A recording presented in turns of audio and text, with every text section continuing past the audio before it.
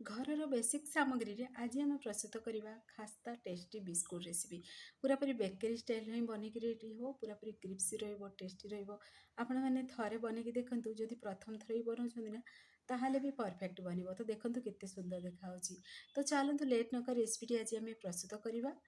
ନମସ୍କାର, ଜୟ ଜଗନ୍ନାଥ ଫ୍ରେଣ୍ଡ, ଝିଲି କୁକିଂକୁ ଆପଣମାନଙ୍କୁ ଅନେକ ଅନେକ ସ୍ୱାଗତ। ବିସ୍କୁଟ୍ ବନେଇବା ପାଇଁ ପ୍ରଥମେ ଗୋଟେ ଆମେ ଜାର୍ ନେବା।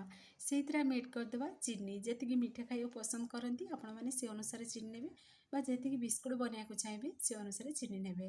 ତ ଏଠି କ'ଣ କରିବା ନା, ଅଳ୍ପ ଟିକେ ଆମେ ସେଥିରେ ଅଳେଇଚକୁ ଏଡ୍ କରିଦେବା। ଚିନିକୁ ଆମେ ମିକ୍ସରରେ ଗ୍ରାଇଣ୍ଡିଙ୍ଗ କରି ଗୋଟେ ପାଉଡ଼ର ବନେଇକି ରେଡ଼ି କରିଦେବା। ତ ଦେଖନ୍ତୁ ଏଭଳି ପୁରାପୁରି ମସୃଣ ହେଇଥିବ ପାଉଡ଼ରଟା ବନେଇକି ରେଡ଼ି କରିଦେବେ। ତାପରେ ଗୋଟେ ବାଉଲରେ ଆମେ ଅଳ୍ପ ଟିକେ ସେଥିରେ ଏଡ୍ କରିଦେବା, ମାନେ ପାଖାପାଖି ଏଠି 30 to 40 ଗ୍ରାମ ହେବ। ମୁଁ ଏଥିରେ ନେଇଛି ଘିଅ ନେଇଛି। ତ ଘିଅ ବଟର ଆପଣମାନେ ଯାହା ବି ଏଠି ନେଇପାରିବେ। ତ କିନ୍ତୁ ଧ୍ୟାନ ରଖିବେ ଘିଅଟା ଦେଖିବେ ଅଧିକ ପୁରା ମେଲ୍ଟ ନଥିବ। ତ ଏଇଠି ଦେଖନ୍ତୁ ଅଧିକା ଟିକେ ମାନେ ଘିଅଟା ପୁରା, ଯେହେତୁ ଥଣ୍ଡା ଦିନ ନା, ସେଥିପାଇଁ ଘିଅଟା ଅଧିକ ପୁରା ବସିଯାଇଛି, ମାନେ ପୁରା ଗାଢ଼ା ଅଛି। ସେଇଥିପାଇଁ ଏଠି ଚିନି ଯେହେତୁ ଆମେ ଏଡ୍ କଲେ ଜଲ୍ଦି ଚିନିଟା ମେଲ୍ଟ ହେଉନି। କିନ୍ତୁ ଟିକେ ହାଲକା ମେଲ୍ଟ ଥିବ ଯଦି ନେବେ ଘିଅଟା, ତାହେଲେ ଦେଖିବେ ଚିନିଟା ବି ଜଲ୍ଦି ଗୋଟେ ପାଉଡ଼ର ବା ଗୋଟେ ପେଷ୍ଟ ବନିକି ରେଡ଼ି ହେଇଯିବ। ଯେହେତୁ ଚିନିଟା ପାଉଡ଼ର ଆମେ ବନେଇ ଦେଇଛନ୍ତି। ତ ଏବେ କ'ଣ କରିବେ ନା, ଆକୁ ଆମେ ଚାମଚ ସାହାଯ୍ୟରେ ଟିକେ ଆକୁ ମିକ୍ସ କରି ଗୋଟେ କ୍ରିମ୍ ଯେମିତି ରହେ ନା, ସେଇଭଳି ପ୍ରୋସେସ୍ରେ ଆମେ ବନେଇକି ବି ରେଡ଼ି କରିଦେବା। ତ ଦେଖନ୍ତୁ ଆକୁ ଭଲସେ ଟିକେ ଫେଣ୍ଟି ଦେଲି, ଯେମିତି ମିକ୍ସ କରିବେ କଣ୍ଟିନ୍ୟୁ, ପୁରା 5 ମିନିଟ୍ ପର୍ଯ୍ୟନ୍ତ ଟିକେ କଣ୍ଟିନ୍ୟୁ ମିକ୍ସ କରିବାକୁ ପଡ଼ିବ। ଘିଅ ସହିତ ଚିନିଟା ଯେମିତି ମିକ୍ସ ହେଇକରି ଗୋଟେ କ୍ରିମ୍ ଭଳି ବନିଯିବ। ତ ବନି ସାରିବା ପରେ ଗୋଟେ ଆମେ ଷ୍ଟେନର୍ ନେବା, ସେଇଥିରେ ଆମେ ଏଡ୍ କରିଦେବା ଅଟା।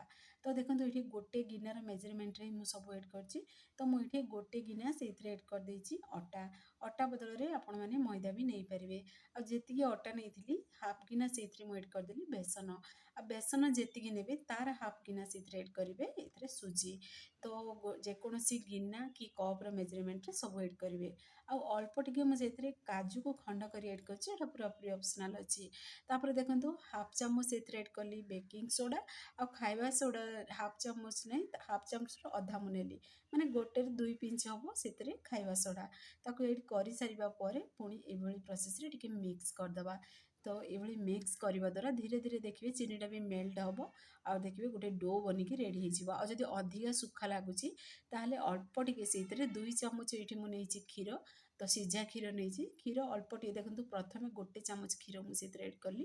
ଏଡ୍ କରିସାରିବା ପରେ ଏବେ ଆମେ ଭଲସେ ଟିକେ ମିକ୍ସ କରିଦେବା। ଯେହେତୁ ଚିନିଟା ସେଥିରେ ଅଧିକା ଅଛି, ପୁଣି ଘିଅ ବି ଟିକେ ଅଧିକା ଅଛି, ତ ଆମେ କ'ଣ କରିବା ନା, ସେଥିରେ ଏଇଭଳି ପ୍ରୋସେସ୍ରେ ଟିକେ ମିକ୍ସ କରିବା ଦ୍ୱାରା ଚିନିଟା ବି ଟିକେ ମେଲ୍ଟ ହେବ ଆଉ ଟିକେ। ଆଉ ଦେଖନ୍ତୁ ପୁରା ଇଜିଲି ପୁରା ଗୋଟେ ଡୋ ବନିକି ରେଡ଼ି ହେଇଯାଏ। ତ ଦେଖନ୍ତୁ ଏଇଭଳି ମାନେ ତାକୁ ହାତ ପୁରା ପ୍ରେସ୍ ଦେଇକିରି ପୁରା ଚକଟିବେନି।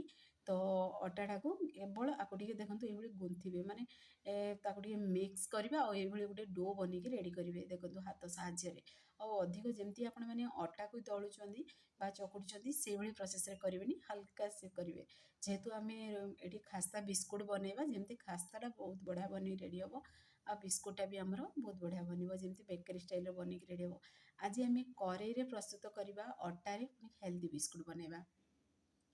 ତ ଦେଖନ୍ତୁ ଏଇଭଳି ପ୍ରୋସେସ୍ରେ ଗୋଟେ ଡୋ ବନି ସାରିବା ପରେ ଆପଣମାନେ ଚାହିଁଲେ ଆକୁ ଫ୍ରିଜ୍‌ରେ 5 ମିନିଟ୍ ପାଇଁ ରେଷ୍ଟ ପାଇଁ ରଖିପାରିବେ। କିନ୍ତୁ ମୁଁ ବାହାରେ ୟାକୁ 5 ମିନିଟ୍ ପାଇଁ ରଖିଦେଲି, ଯେହେତୁ ଆମର ଏଠି ବହୁତ ଥଣ୍ଡା ପଡ଼ୁଛି।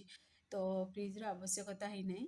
ତ ମୁଁ ସେଇଥିପାଇଁ ରଖିଦେଲି। ଆଉ ଦେଖନ୍ତୁ ମୁଁ ଏଠି 2 ଚାମଚ କ୍ଷୀର ନେଇଥିଲି, 1 ଚାମଚ କ୍ଷୀର ବଳିଗଲା ପୁଣି। ତାକୁ ଆମେ ବି ସାଇଡ଼୍‌ରେ ରଖିଦେବା। ଏଠି ଦେଖନ୍ତୁ ଗୋଟିଏ ମୁଁ ପ୍ଲେଟ୍ ନେଇଛି, ଆଉ ତା ଉପରେ ଗୋଟେ ବଟର ପେପର ଏଡ୍ କରିଛି। ବଟର ପେପରଟା ଏଠି ପୁରାପୁରି ଅପସନାଲ୍ ଅଛି। କେବଳ ଆପଣମାନେ ଥାଳିରେ ତେଲକୁ ଯଦି ଟିକେ ଗ୍ରୀସ୍ କରିଦେବେ ତାହେଲେ ବି ଏ ବିସ୍କୁଟ୍ ବନିକି ରେଡ଼ି ହେଇଯାଏ। ତ ଆପଣମାନଙ୍କୁ ଆଗକୁ ମୁଁ ସେୟାର କରିବି ବିନା ବଟର ପେପରରେ ବି ବନିକି ଆପଣମାନଙ୍କୁ ଦେଖେଇବି। ତ ଫୁଲ୍ ଭିଡ଼ିଓକୁ ୱାଚ୍ କରନ୍ତୁ। ତ ଏବେ କ'ଣ କରିବେ ନା, ଯେତିକି ବଡ଼ ସାଇଜ୍‌ର ଆପଣମାନେ ବିସ୍କୁଟ୍ ବନେଇବାକୁ ଚାହିଁବେ ସେ ଅନୁସାରେ ସେଇଥିରୁ ଅଳ୍ପ ଅଳ୍ପ ପୋଷଣ ନେବେ। ନେଇକିରି ହାତ ସାହାଯ୍ୟରେ ତାକୁ ଗୋଲାକାର ସେପ୍ ଦେଇଦେବେ। ଦେଇକିରି ତାକୁ ଆମେ ଏବେ ସେଇ ପ୍ଲେଟ୍‌ରେ ଆମେ ରଖିଦେବା। ଟିକେ ହାଲକା ଦେଖନ୍ତୁ ଚେପ୍ଟା କରିଛି, ଅଧିକା ମୁଁ ଚେପ୍ଟା ବନେଇନି, ତ ଟିକେ ପ୍ରେସ୍ କରିଛି। ତ ପ୍ରେସ୍ କରିକି ଅଳ୍ପ ଟିକେ ଆମେ ରଖିଦେବା।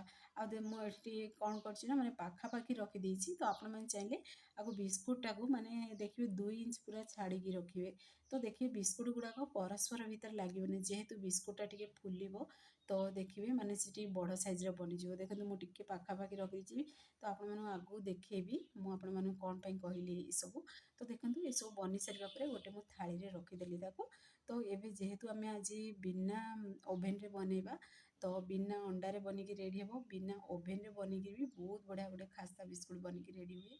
तो आपण मैंने ये ट्रिक्रे थे बनईकी देखूँ आ देखो तापर अल्प टी पिस्ता बादाम एड कर पूरा पूरी ऑप्शनल अच्छी आपण मैंने पाखे जो भी ड्राई फ्रूट अच्छे आपण मैंने एड करेंगे ना एमती प्लेन बिस्कुट भी बनई पारे। तो देखूँ ये मुझे सुंदर भी देखा अल्प अल्प मुझे रखिकी फ्रेश करदेली।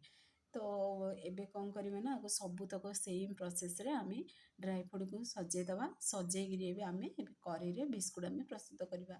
तो गोटे स्टेप बनी सारा पर आउ गोटे स्टेप भी आपण मानक देखेबी केमती कौन बनइबे। तो बिना बटर पेपर आउ गोटे स्टेप बनईकी आपण मानक देखेबी मु। तो फुल वीडियो को वाच करंतु। फ्रेंड्स आप भिडियोटी मोर पसंद आसो सांग मानक शेयर करूँ लाइक करूँ चैनल जदि नुआ अच्छा चैनल को सब्सक्राइब कर दिंतु बेल आइकन क्लिक कर दिंतु जहाँफल मोर सब वीडियो नोटिफिकेशन प्रथमे आपण मानक पहुँचो।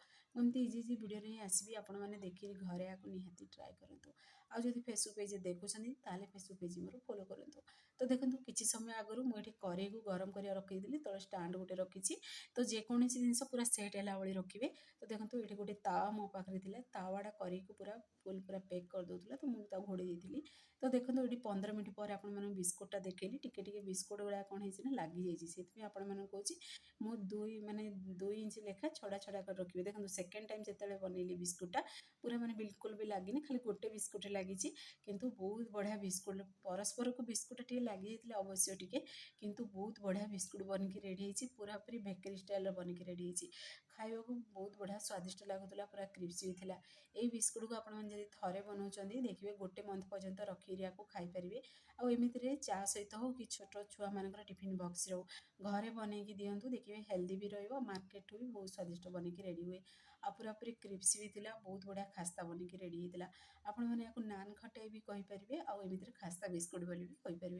तो देखो जो बिस्कुटा लगी जाइए माने परस्पर भितर बिस्कुट गुड़ा लगी तो आपण मैंने गोटे मुझे पीस बाहर कर देखो देखो केते पूरा खास्ता बढ़िया बनी आ पूरा पूरी क्रिप्सी भी थिला बहुत बढ़िया लगुला खायापी। तो आपण मैंने आपको ट्राए करूँ। आ देखो आपण मैंने क्रश कर भी देखो पूरा जमी बाहर मार्केट माने बिस्कुट जमी हाथ में क्रश कले गुंड हो तो मार्केट भली ही खास्ता बिस्कुट स्टाइल ही बनिकी रेडी होती।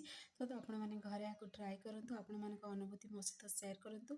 से पर्यंत रोचे पुणी एक नुआ रेसिपी नहीं आसबि।